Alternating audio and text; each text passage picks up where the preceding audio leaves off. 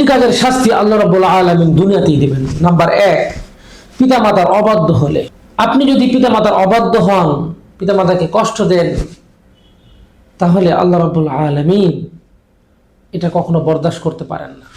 আল্লাহ রাব্বুল আলামিন শাস্তি নামিয়ে দিবেন এবং দুনিয়াতেই আপনাকে অপমানিত অপদস্থ করবেন এবং দুনিয়াতেই শাস্তি আপনার জন্য প্রস্তুত রেখেছেন, আখিরাতে তো অবশ্যই আছে।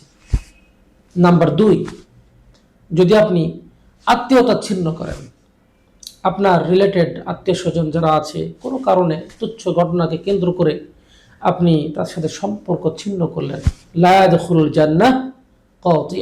আল্লাহ রাসূল বলেছেন, যে ব্যক্তি আত্মীয়তা সম্পর্ক ছিন্ন করবে সে কখনো জান্নাতের ঘ্রাণও পাবে না। আসুন আমরা আত্মীয়তা সম্পর্ক আমরা ছিন্ন না করে আমরা আত্মীয়তা বজায় রাখি। নাম্বার 3, যদি আপনি কারো প্রতি জুলুম করেন তাহলে এর শাস্তি আপনাকে দুনিয়াতেই পেতে হবে। আল্লাহর রাসূল হাদিসের মধ্যে বলেছেন, আয-যুলমু যুলুমাতু ইয়াউমাল কিয়ামা। এই জুলুমটা কিয়ামতের দিনে অন্ধকারের কারণ হবে, অন্ধকার হয়ে আপনার সামনে দেখা দিবে। এই জন্য কারো প্রতি জুলুম করা যাবে না, অত্যাচার করা যাবে না, অন্যায় করা যাবে না, অবিচার করা যাবে না।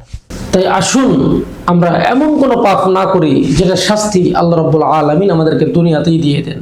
আল্লাহ রাব্বুল আলামিন আমাদের সকলকে ঈমানের পথে থাকার তৌফিক দান করুক। আমিন। আসসালামু আলাইকুম ওয়া রাহমাতুল্লাহি ওয়া বারাকাতুহু।